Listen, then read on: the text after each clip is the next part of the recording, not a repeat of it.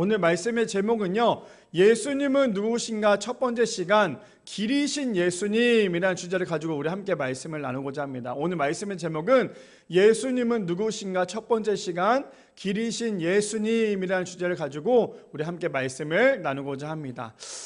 아마 주보랑 좀 달랄 거예요, 그렇죠? 주보의 말씀의 제목이랑 오늘 말씀의 제목이 다른 이유는 제가 이 말씀을 계속 한 주 동안에 묵상을 하면서 준비하다가 사실 원래 주보에는 길이요 진리요 생명이신 예수님이라는 주제였죠. 근데 제가 이거를 한 주만 하기에는 너무너무나 이 말씀이 귀해서 이 말씀을 3주로 좀 나눠서 하면 좋겠다. 그래서 오늘은 길이신 예수님, 다음 주에는 진리이신 예수님, 그 다음에 세 번째 시간에는 생명이신 예수님에 대해서 우리가 한 주 한 주 함께 말씀을 나누고자 합니다. 그 중에서도 오늘 우리 사순절 두 번째 주일이죠. 그래서 오늘부터 시작하는 예수님은 누구신가 시리즈입니다. 그래서 예수님은 과연 어떤 분이실까 우리가 함께 말씀을 통해서 한 주 한 주 예수님에 대해서 함께 나누기를 원하니까요. 우리 성도님들 한 주 한 주 말씀을 통해서 예수님이 이러신 분이셨구나, 우리가 왜 예수님을 믿어야 되는지, 예수님이 이런 분이셨구나라는 거에 대해서 한 주 한 주 말씀을 통해서 함께 은혜 받을 수 있는,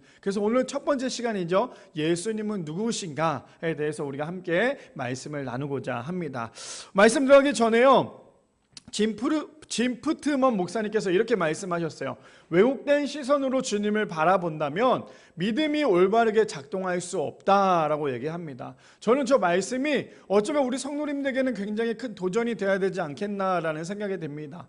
왜곡된 시선으로 주님을 바라본다면요, 믿음이 올바르게 작동할 수 없다라는 거예요. 그러니 우리가 신앙생활을 1년, 2년, 10년, 20년, 30년, 50년 했다는 게 중요한 게 아니라 우리의 시선이 예수님을 왜곡된 시선으로 바라보면서는 안 된다라는 거예요. 우리는 오로지 예수님을 올바른 시선으로 예수님을 온전히 바라봐야지만 우리의 믿음이 절대 변질되지 않기 때문이죠.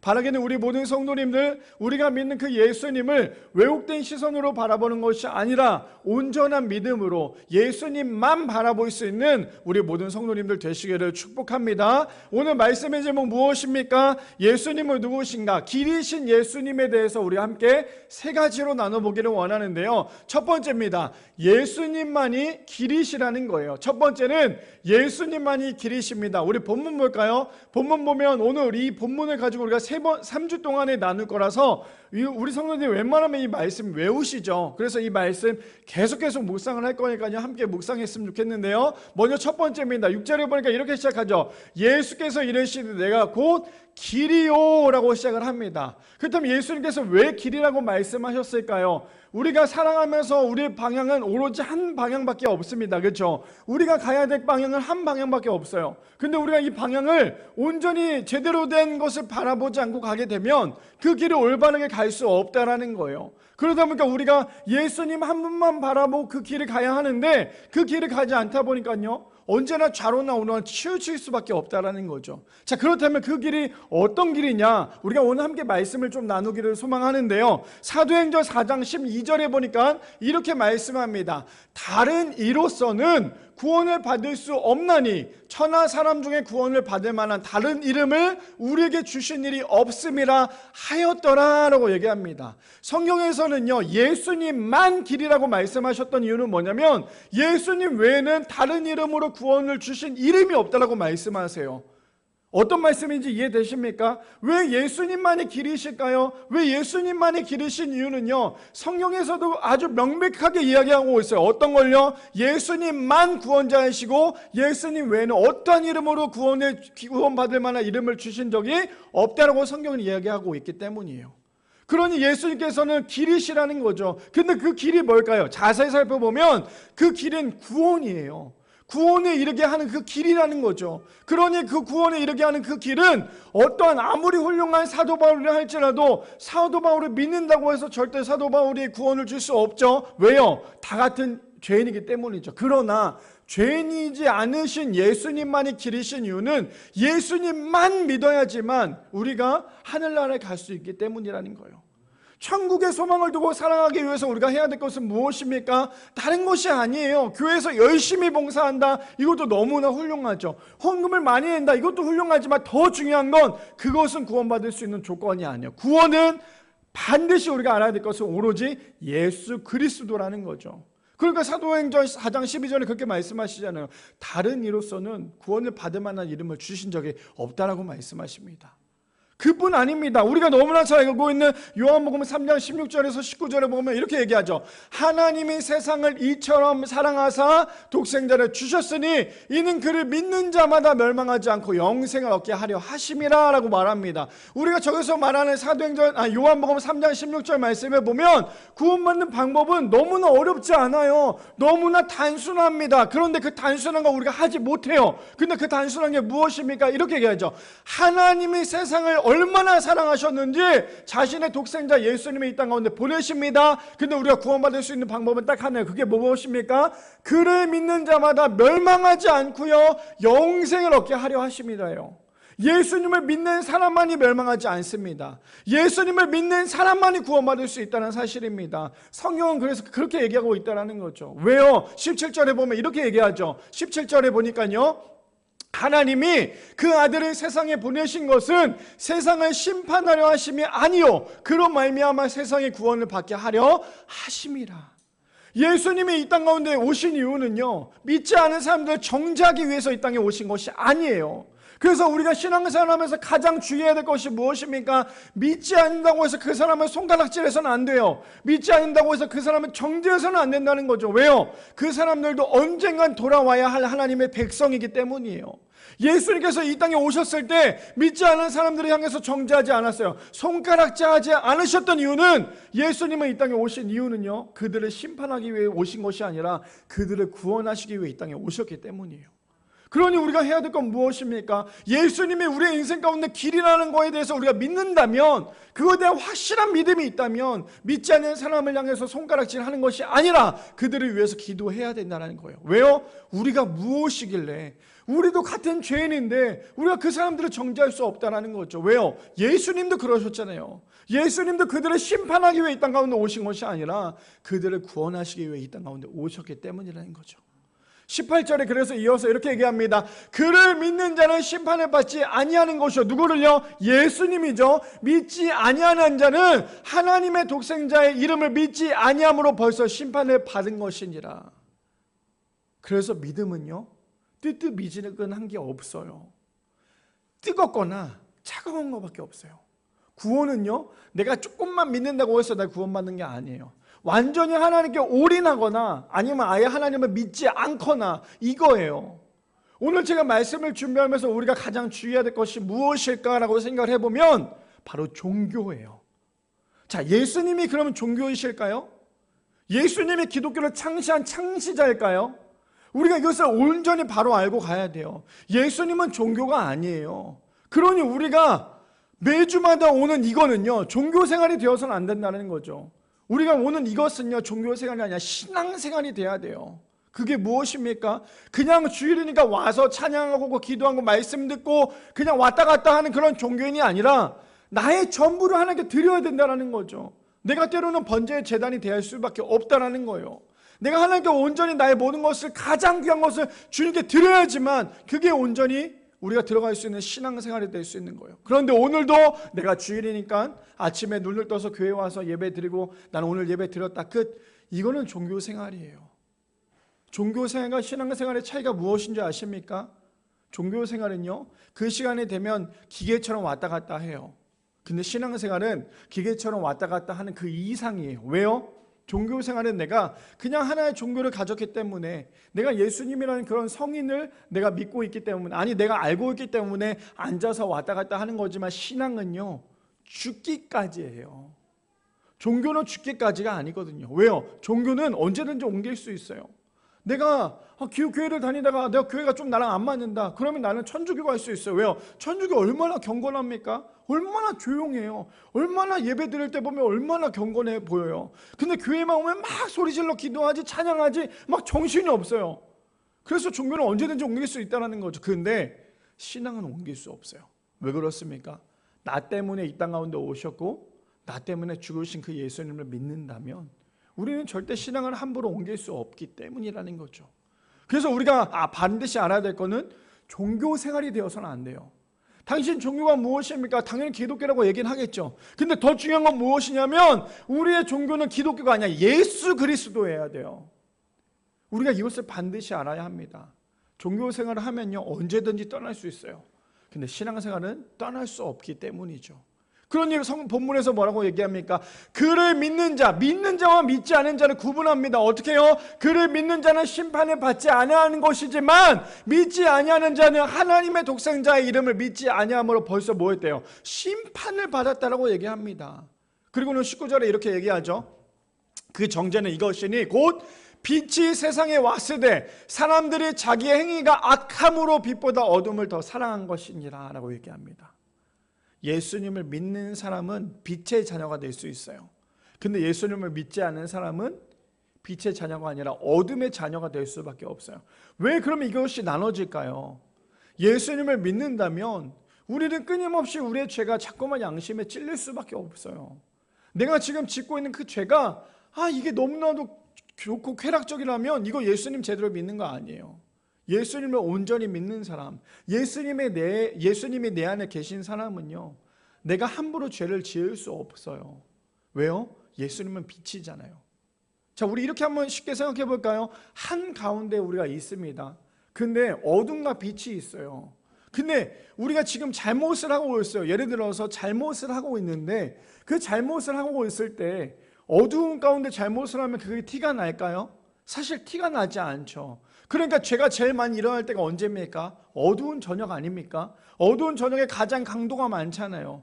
어두운 저녁에 가장 많은 사건들이 일어나잖아요. 근데 막상 밝을 때는 생각보다 죄가 많이 일어나지 않아요. 왜요? 사람들의 시선이 있잖아요. 근데 예수님께서 왜 빛으로 오셨습니까? 우리의 죄가 부끄러운 걸 보여주시기 위해서. 그래서 우리가 예수님을 믿는다면 온전히 예수님을 바라봐야 되고요. 예수님을 온전히 바라본다면 우리의 죄가 얼마나 창피한지를 우리는 알 수밖에 없다는 거예요. 왜요? 예수님만이 길이거든요. 우리가 예수님을 온전히 바라봐야지만 올바르게 갈 수 있어요. 근데 우리가 예수님을 바라보지 않으니까요 자꾸만 좌로나 우로나 치우칠 수밖에 없다는 거죠. 예수님을 온전히 바라보지 않다 보니까 자꾸만 지름길을 선택하려고 해요. 지름길을 선택하면 어떻습니까? 결국에는 그 길은 막혀 있을 수밖에 없어요. 근데 끊임없이 우리는 예수님보다 조금 더 편하게 살면 어떨까? 조금 더 좋게 살면 어떨까라는 그런 인생 가운데 살다 보니까 결국에는 예수님도 놓치고 나의 인생도 놓치고 살아갈 수밖에 없다는 거죠. 그래서 요한일서 4장 9절 말씀에 이렇게 얘기합니다. 하나님의 사랑이 우리에게 이렇게 나타난 바 되었으니 하나님이 자기의 독생자를 세상에 보내심은 그로 말미암아 우리를 살리려 하심이라. 예수님의 길은 어떤 걸까요? 하나로 정리할까요? 예수님의 길은 딱 이거예요. 우리를 살리시는 길이에요. 우리를 살리시는 길이 어떤 길에서요? 죽을 수밖에 없는 죄인인 우리를 살리기 위해 이 땅 가운데 오신 그 예수님이 우리 가운데 그래서 예수님만이 길이 될 수밖에 없다는 거예요.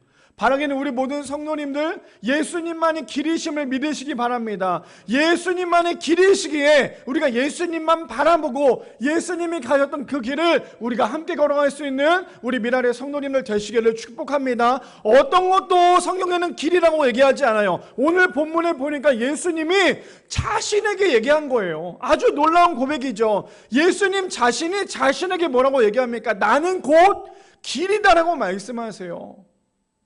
아주 어마어마한 겁니다. 다른 사람이 당신의 길입니다라고 얘기한 게 아니라 예수님 스스로가 나는 길이라고 말씀하십니다. 그것은 무엇입니까? 예수님만이 길이라는 거예요. 바라기는 세상 어떤 것에 자꾸만 치우쳐 살아가는 것이 아니라 예수님의 길이심을 믿으며 예수님만 바라보며 살아가는 우리 미랄의 성도님들 되시기를 축복합니다. 두 번째입니다. 두 번째는요. 그래서 예수님의 가는 길은 예수님의 가는 길을 가는 사람만이요 은혜를 경험할 수 있다는 거예요. 두 번째는 예수님의 길을 가는 사람만이 은혜를 경험할 수 있습니다. 우리 어떤 은혜인지 한번 볼까요? 본문 다시 한번 봅시다. 요한복음 14장 6절의 말씀을 보니까 예수께서 이르시되 내가 곧 길이요 라고 얘기하죠. 근데 우리가 저기서 이번 주, 다음 주, 다다음 주까지 하기 때문에 우리가 오늘은 길이요까지만 하지만 그 길인 이유, 길에서 보면 그 다음에 보면 뭐라고 얘기합니까? 길인데 나로 말미암지 않고는 아버지께로 올 자가 없다라고 얘기합니다. 내가 길이야. 그런데 내가 길이기 때문에 나로 말미암지 않고는 아버지께로 갈 수가 없어. 그렇다면 무엇일까요? 하나님과 예수님은 우리의 인생 가운데 연결다리가 되신다라는 거예요. 우리가 예수님을 온전히 믿어야지만 하나님께 갈 수 있다라는 거죠. 지금 예수님은 그것을 말씀하고 계신다는 겁니다. 자, 그래서 마태복음 8장 19절에서 20절 말씀해 보니까 이렇게 얘기해요. 한 서기관이 등장을 합니다. 한 서기관이 나와 예수께 아뢰되 뭐라고 얘기합니까? 선생이여 라고 얘기해요. 우리 성경을 너무 성경을 보면 선생님이여 아니면 주님이여 라고 얘기하죠. 선생님이라고 얘기하는 거는 주님이라는 고백이 아니에요. 선생님이라고 얘기하는 건 그냥 나를 가르치는 아주 위대한 사람이라고만 얘기하는 거죠, 표현을. 그래서 뭐라고 얘기합니까? 예수께 아뢰되 선생님이여 어디로 가시는지 저는 따르리라이다. 지금 저기서 말하는 한 서기관은 뭐라고 얘기하고 있냐면 예수님이 가신 그 길이에요. 근데 예수님이 가신 그 길이 어떤 길인 줄 아세요? 그냥 예수님이 여기를 가고 있는 그 길이 아니라 예수님은 오로지 생명의 그 길인데 이 한 서기관은 지금 그 길을 착각하고 있어요. 어떤 길로요? 그냥 사람이 갈 수 있는 길이라고 착각을 하고 있다는 거예요. 이해되십니까? 그러니까 이 한 서기관은 지금 뭐라고 얘기합니까? 주님이 아니라 선생님이 가는 그 길이 어떤 길입니까? 라고 질문합니다. 근데 예수님이 뭐라고 말씀하시는지 기가 막혀 이렇게 얘기합니다. 자, 잘 들어보세요. 예수께서 이르시되 여우도 굴이 있고 공중에 새도 거처가 있으되 인자는 머리 둘 것이 없다라고 말씀하십니다. 그러니 이 한 서기관이 얼마나 놀랬겠어요. 아니, 예수님은 정말 위대한 사람이고 기적을 보여줬던 사람입니다. 그랬던 예수님을 내가 따라가겠습니다. 예수님 가신 그 길에 내가 같이 동행하겠습니다라고 얘기했는데 갑자기 예수님 뭐라고 말씀하셨냐면 여우도 굴이 있고 새들도 거처가 있는데 나는 머리 둘 것이 없어. 저 말은 뭐라고 얘기할까요? 저 말을 하나로 얘기하자면 이거죠. 그런데도 너는 나를 따를래? 미래가 보장이 안 되는 그 길, 너가 말하는 그 길, 어떻게 하면 그 길 앞길까지 보여줄 수 있습니까? 라는 그 질문에 나는 아무것도 없어. 나는 아무것도 없어. 내가 이 땅에 온 이유는 딱 하나이기 때문에 나는 아무것도 없어. 네가 보고자 하는 그 미래는 보일 수 없어. 그런데 그럼에도 불구하고 너는 나를 따르겠니? 지금 예수님이 그렇게 말씀하고 계신다는 거예요. 근데 우리가 저 말씀에 굉장히 큰 도전이 있어야 돼요. 우리는 항상 얘기하죠. 주님, 우리가 어떻게 걸어가야 합니까? 주여, 우리가 어떻게 살아가야 합니까? 항상 질문을 합니다. 근데 우리는 어떤 길을 원해요? 여우의 굴처럼? 새들의 거처처럼? 가장 안정되고 좋은 길을 가려고 얘기하잖아요. 근데 예수님은 뭐라고 말씀하세요? 야야, 나는 머리 둘 것도 없어.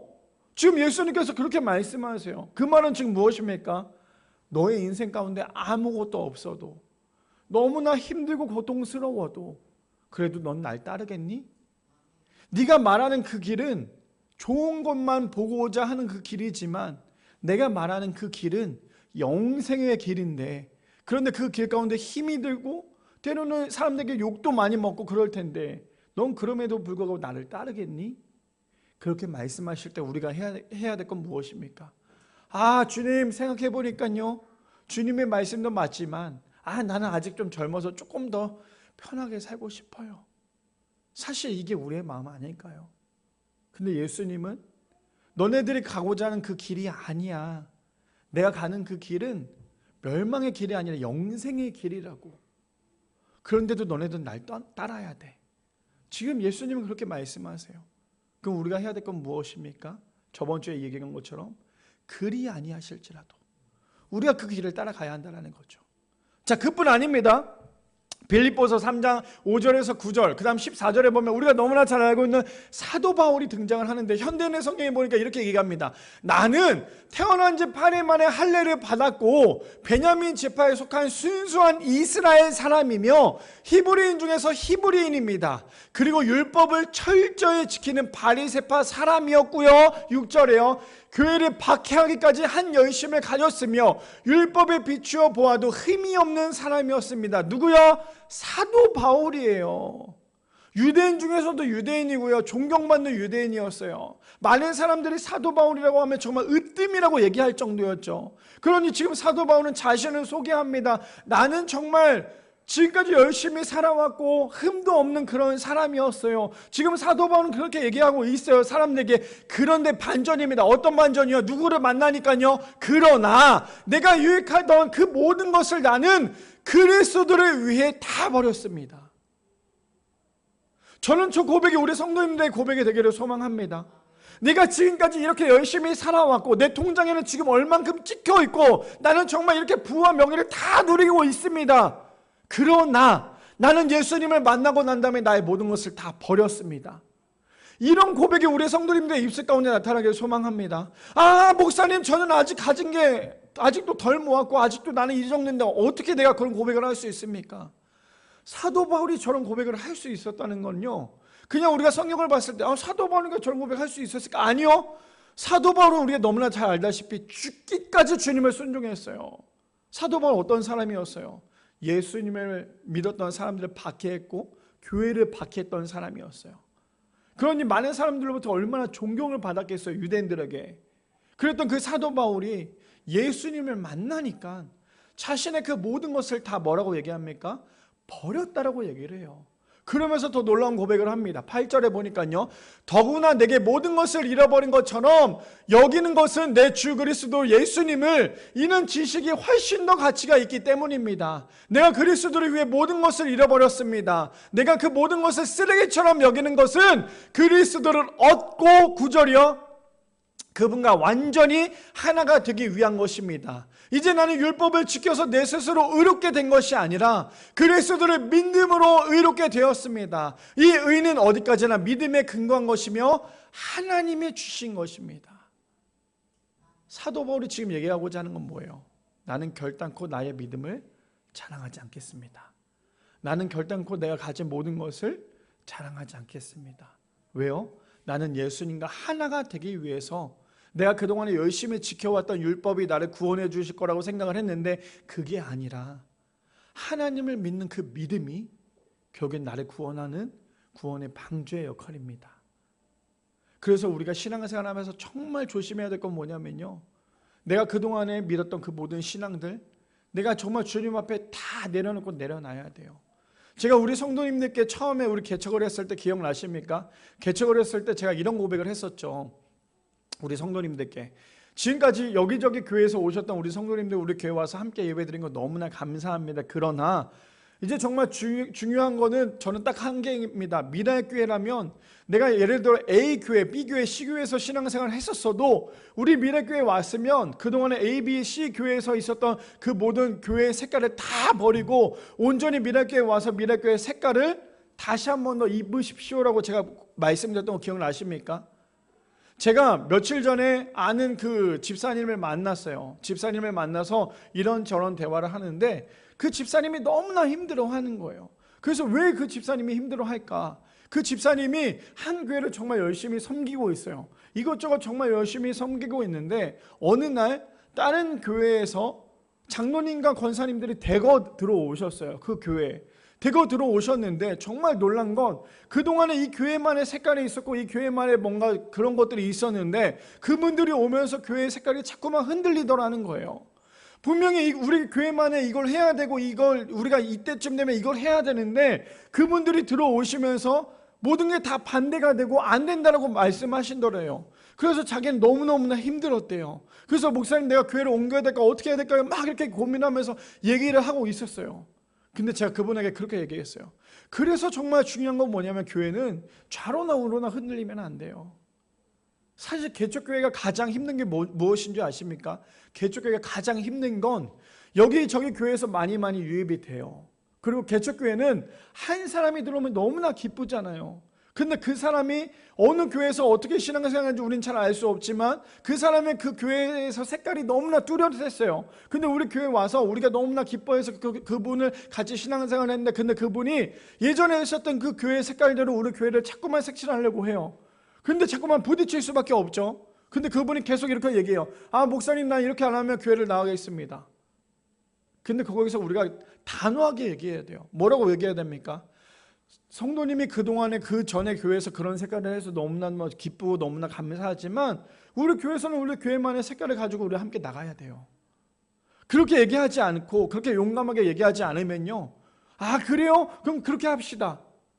그래서 그분의 얘기를 따라하다 보면 어떻게 됩니까? 결국에는 교회가 좌로나 우로나 흔들릴 수밖에 없어요. 미랄교회의 사명이 무엇입니까? 한 영혼을 천하보다 귀하게 해요. 우리가 세상 가운데 미랄이 됩시다라고 해서 우리가 미랄교회를 세운 거잖아요. 근데 다른 분들이 여기저기 와서 너무나 귀하죠. 너무나 귀한 분들이 오셨는데 우리의 교회가 하고자 하는 그 교회의 철학이 점점점 무너진다면 나중에 교회는요, 산으로 갈 수밖에 없다라는 거죠. 근데 지금 사도 바울은 어떻습니까? 자신은 지금까지 정말 이렇게 살아왔지만 예수님을 만나니까 나는 모든 것을 다 버리겠다는 거예요. 이 말은 무엇이에요? 우리가 이전에는 그렇게 신앙생활을 했고 그렇게 해왔지만 내가 정말 예수님을 만났고 예수님의 은혜 가운데 산다면 그 또한 내가 그전에 했던 것이 너무나 좋다 할지라도 내가 이 교회에 와서 다시금 예수님의 마음을 회복하여서 다시금 하나가 되겠습니다. 이게 올바른 공동체 아닐까요? 지금 사도 바울은 그렇게 얘기하고 있다는 거예요. 그랬더니 뭐라고 얘기합니까? 14절에요. 이렇게 얘기를 합니다. 자, 띄워주세요. 그리스도 예수님 안에서 하나님이 위에서 나를 부르신 부름의 상을 얻으려고 목표를 향해 달려가고 있습니다. 우리 성경에는 뭐라고 얘기해요? 표대를 향해 달려가고 있습니다라고 얘기해요. 바라기는 우리 모든 성도님들 한 군데 한 결승 지점만 바라보고 달려가는 우리 모두가 되기를 소망합니다. 여기저기 자꾸만 치우치다 보면요, 우리가 한 표대를 보고 달려나갈 수가 없어요. 우리의 마지막 소원은 무엇입니까? 우리의 마지막은요, 결국 구원받는 거예요. 우리의 마지막은요, 천국 시민이 되는 거예요. 근데 우리가 자꾸만 그것을 놓치고 살면 결국에는 열심히 우리의 인생 마라톤을 달리다가도 옆으로 셀 수밖에 없다는 거죠. 그래서 그리스도 예수님 안에서 하나님이 위에서 나를 부르신 부름의 상을 얻으려고 목표를 향해 달려가고 있습니다. 사도 바울은 이전에 그 모든 것을 다 버리고 내가 하는 것은 오로지 그 표대를 향해 달려가는 일입니다라고 고백을 하고 있다는 거예요. 바라기는 예수님 안에서 우리의 모든 것을 다 버리고 예수님께 우리의 모든 것을 바칠 수 있는 우리 모든 성도님들 되시기를 축복합니다. 그래서 예수님의 길을 걸어가는 사람만이 예수님께서 주시는 그 은혜를 경험할 수 있는 거예요. 그 은혜가 무엇인데요? 내가 변화될 수 있는 은혜. 사람은 절대 변화되지 않는다 하지만 예수님을 만나면 변화될 수 있기 때문이죠. 그뿐 아니에요. 디모데후서 4장 7절에서 8절 말씀에 보면 이렇게 얘기합니다. 나는 선한 싸움을 싸우고 나의 달려갈 길을 마치고 믿음을 지켰으니 8절에 보니까요, 이제 후로는 나를 위하여 의의 면류관이 예비되었으므로 주 곧 의로우신 재판장이 그날에 내게 주실 것이며 내게만이 아니라 주의 나타나심을 사모하는 뭐래요? 모든 자에게도 나타난다고 얘기합니다. 예수님의 길을 걸어가는 사람은요, 나만이 구원받는 게 아니라 예수님의 길을 걸어가는 모든 사람에게는 구원의 은혜가 주어진다는 사실이에요. 그러니 내가 언제 믿었다가 중요한 게 아니에요. 내가 지금 10년, 20년, 30년, 40년 내가 먼저 믿었으니 내 믿음이 훨씬 더 클 거야. 착각이라는 거죠. 우리의 믿음은 언제 믿었느냐가 중요한 게 아니라 지금 이 순간 나의 마음이 예수님을 향해 있다면 그것이 진짜 믿음이라는 거예요. 그러니 우리가 우리의 인생 가운데 한순간도 예수님을 잊고 살아서는 안 된다는 거예요. 그뿐 아닙니다. 고린도전서 9장 24절에서 25절에 보니까 운동장에서 다름질하는 자들이 다 달릴지라도 오직 상을 받는 사람은 한 사람인 줄 너희가 알지 못하느냐. 너희도 상을 받도록 이와 같이 다름질하라. 25절이요. 이기기를 다투는 자마다 모든 일에 절제하나니 그들은 썩은 승리자의 관을 얻고자 하되 우리는 썩지 아니하는 것을 얻고자 하노라. 그래서 우리가 해야 될 건 무엇입니까? 신앙생활에 절대 이기적이 되어서는 안 된다는 거예요. 우리의 목적은 무엇이에요? 예수님이 가는 그 길을 우리는 열심히 걸어가야 한다는 거죠. 왜요? 그 길만이 진짜 은혜이고 그 길만이 진짜이기 때문이에요. 그래서 저는 이 말씀에 이렇게 정리하고 싶어요. 어떤 말씀입니까? 전도서입니다. 1장 2절 말씀에 전도자가 이르되 헛되고 헛되며 헛되고 헛되니 모든 것이 헛되도다. 왜 헛되다라는 말을 저에게 계속 강조하고 있을까요? 우리 두 번째 주제가 무엇이었어요? 이거였잖아요. 예수님의 길을 가는 사람만이 은혜를 경험할 수 있다고 얘기하죠. 그 은혜가 무엇일까요? 저는 하나로 정리하자면 이거예요. 바로 예수님의 길을 가는 사람이 겪는 그 은혜는요, 우리의 인생이 헛되다라는 것을 아는 은혜예요. 내가 내 인생이 내가 주인이 돼버리면요, 내 인생은 헛된 인생이 될 수밖에 없어요. 근데 내 인생의 주인이 내가 아니라 예수 그리스도가 되면 우리의 인생은요, 헛된 인생이 아니라 정말 값진 인생이 될 수 있다는 거죠. 그래서 우리가 지금까지 살아온 거, 우리가 지금까지 살아왔고 우리의 인생의 뒤를 한번 돌아봅시다. 지금 우리 장로님들은 70이 넘으셨고요, 우리 권사님이 60이 넘으셨고, 우리 집사님들은 30, 40이 되셨어요.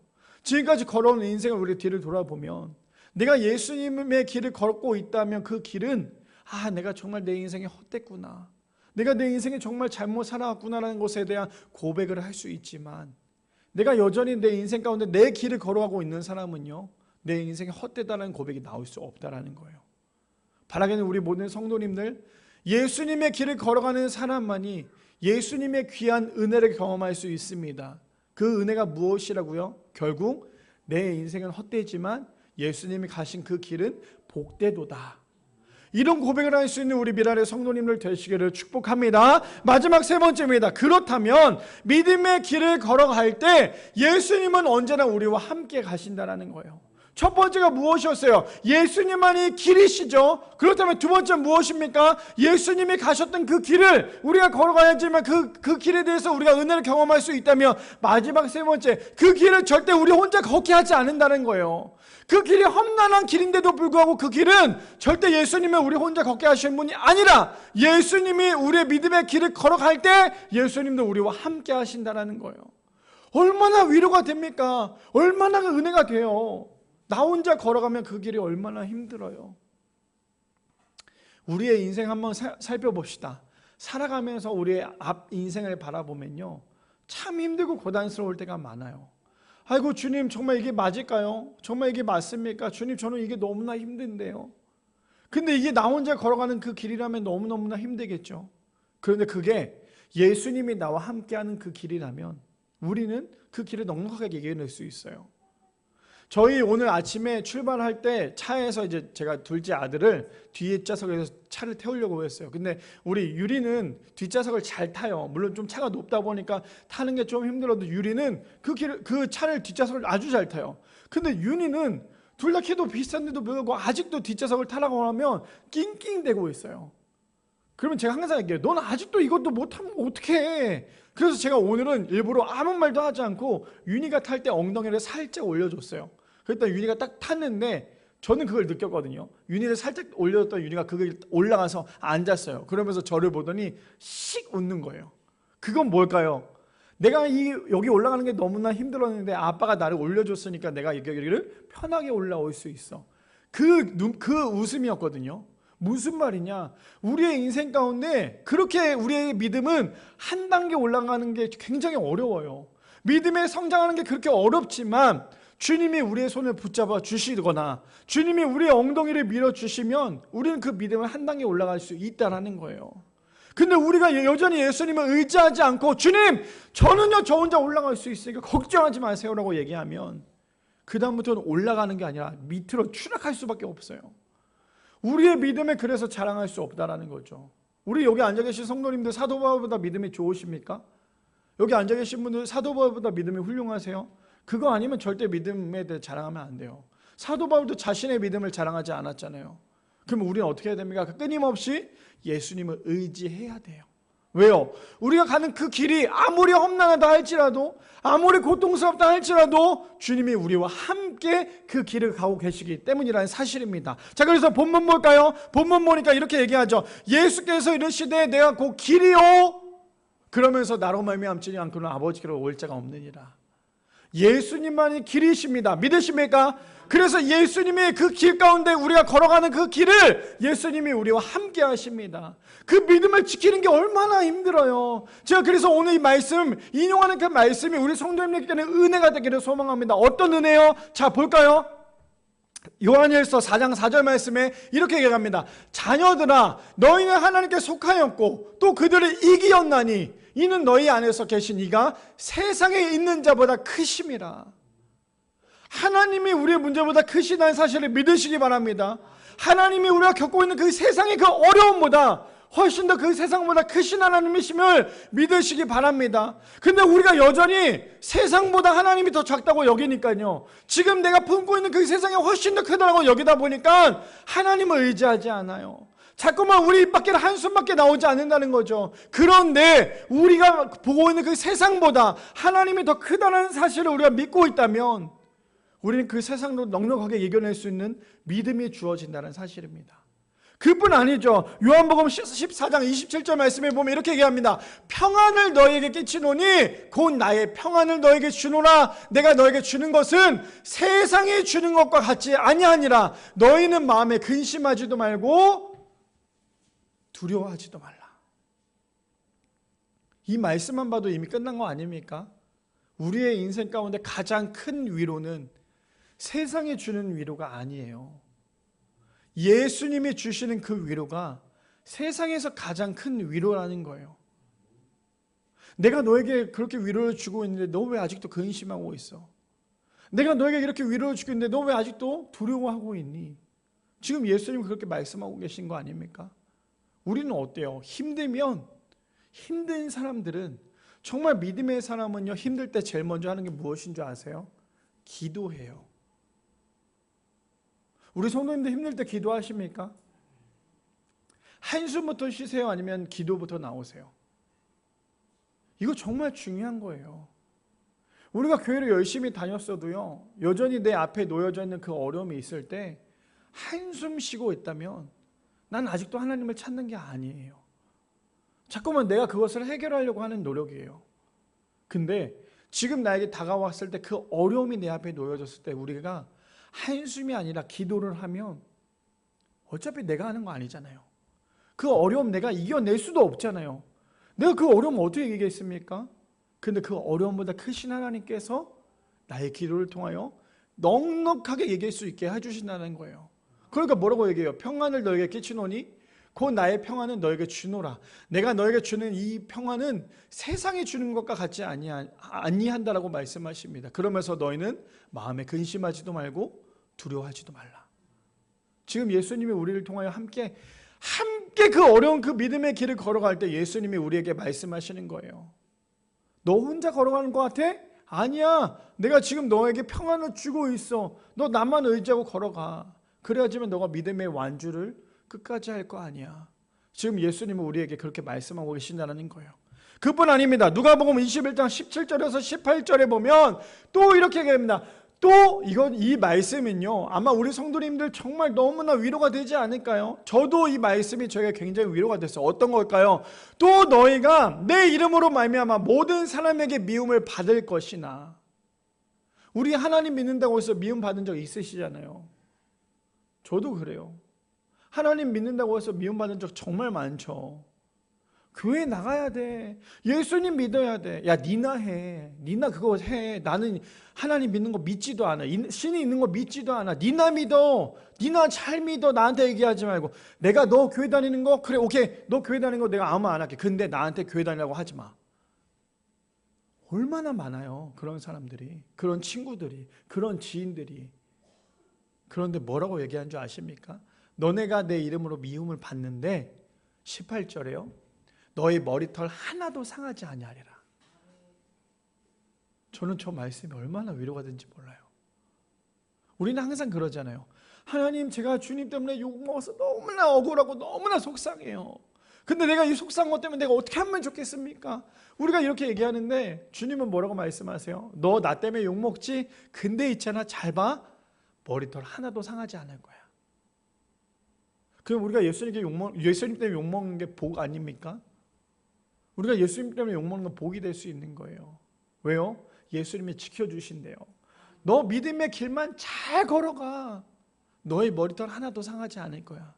세상 사람들이 봤을 때는 너가 머리털도 다 상하고 온몸 진창 다 망한 것처럼 보이지만 나의 시선에서 너를 봤을 때, 너가 믿음의 경주를 열심히 달려나갔을 때 그 믿음을 지키는 너의 마음을 본 나는 너의 머리털 하나도 상하게 하지 않을 거야. 지금 예수님은 우리에게 그렇게 말씀하시지 않을까요? 그래서 우리는 길이신 예수님의 그 길을 열심히 걸어가야 돼요. 왜요?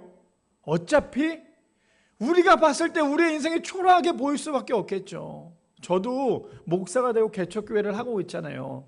개척교회를 하면서 제 주변에 있는 목사님들 보면 막 뭐 어느 교회 청빙받아서 가신 목사님들도 많아요. 그리고 어느 목사님은 저랑도 같이 신앙생활 했던 목사님인데 그 목사님은 다른 교회 가서 막 열심히 사역을 해요. 막 저랑 가끔씩 연락을 하다 보면 목사님 뭐 하세요? 저한테 물어봐요. 그러면 저는 지금 일하고 있어요. 어떤 일하고 있어요? 그냥 제가 열심히 돈 벌려고 세상에서 일하고 있죠. 그럼 목사님은 뭐 하세요? 나는 오늘 교회에서 뭐 전도 축제 때문에 이것도 하고 이것도 하고 사역 부분에 대해서 저에게 막 얘기를 해요. 그럼 제 마음이 어떤 줄 아세요?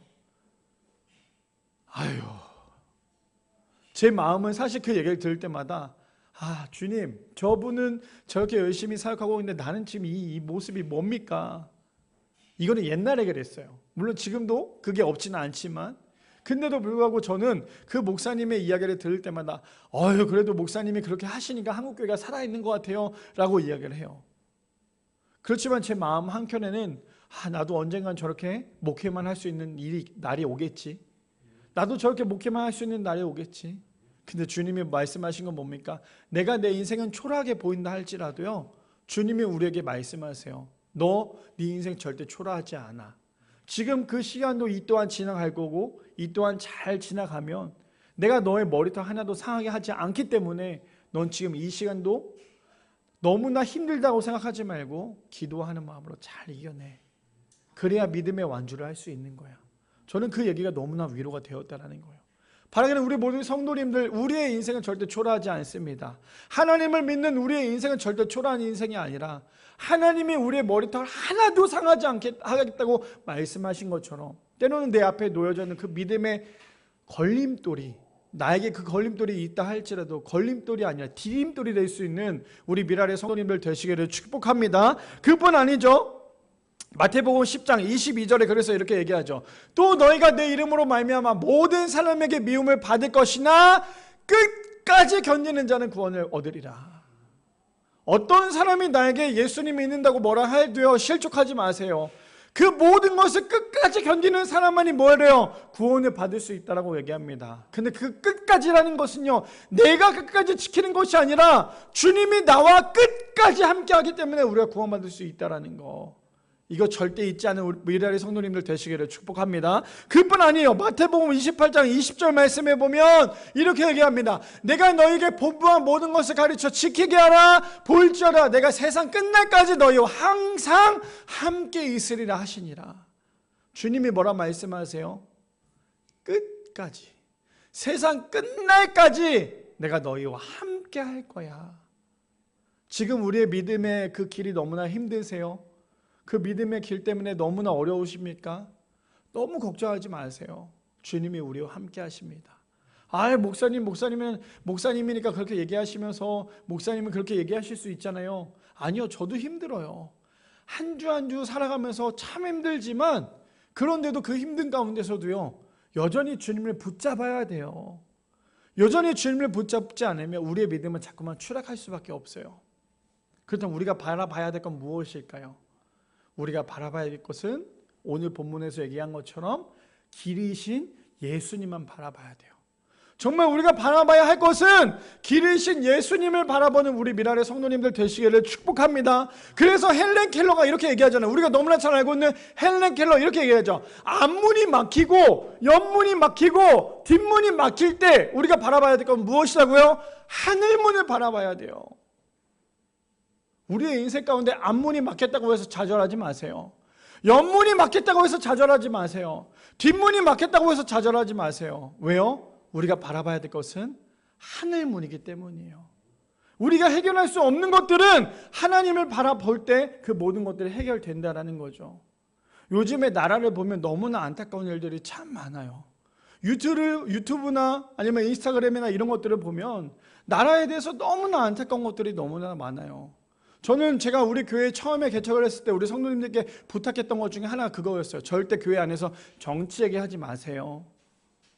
절대 우다 자다 이런 얘기 하지 마세요. 근데 요즘에 뉴스를 봐도 유튜브를 봐도 아마 제가 또 이렇게 얘기하면 이 유튜브를 보는 사람들 중에서 또 안 좋게 보는 사람들도 있겠지만 제가 이 이야기는 꼭 해야 될 것 같아요. 그게 무엇이냐? 우리가 우를 바라봐도 답이 없어요. 좌를 바라봐도 답이 없어요. 왜 그런 줄 아십니까? 우리가 우에서 답을 찾으려고 하니까, 좌에서 답을 찾으려고 하니까 답이 없는 거예요. 우리의 답은 어디인 줄 아세요? 하늘이라는 거예요. 우를 바라보고 좌절하는 것이 아니라, 좌를 보고 좌절하는 것이 아니라 하늘을 보고 우리의 답을 찾아낼 수 있는 우리 모두가 되기를 소망합니다. 그래서 우리가 해야 될 건 무엇인 줄 아세요? 아까 우리 박혜정 원사님이 기도하셨지만, 나라가 이렇게 혼란스러울 때 우리가 해야 될 것은 우리가 우편에 쓴다, 좌편에 쓴다가 아니에요. 우리는 항상 십자가 편에 서서 그들을 위해서 기도해야 돼요. 하나님, 지금 나라가 이렇게 혼란스럽습니다. 나라가 지금 이렇게 어려운 상황입니다. 하나님, 내 마음이 절대로 좌로나 우로나 치우치는 게 아니라 십자가만을 바라보고 그들을 위해서 기도하기를 원합니다. 그렇게 기도할 수 있는 우리 미랄의 성도님들 되시기를 축복합니다. 왜요? 우리가 가야 할 길은 우의 길도 아니고 좌의 길도 아니고 오로지 예수님의 길이기 때문이에요. 제가 이 말씀 하나만 하고 마칠게요. 이번 한 주 동안에 한 집사님한테 연락이 왔어요. 그 집사님이 우리 교회를 이제 후원하신 지 1년 정도 되셨고, 그 집사님이 저에게 되게 자신감을 불어넣으셨던 집사님이세요. 어떤 거냐면, 제가 뭐 공식적으로 밝히진 않겠지만 제 머리 두피에 문신을 좀 해주셨던 분이에요.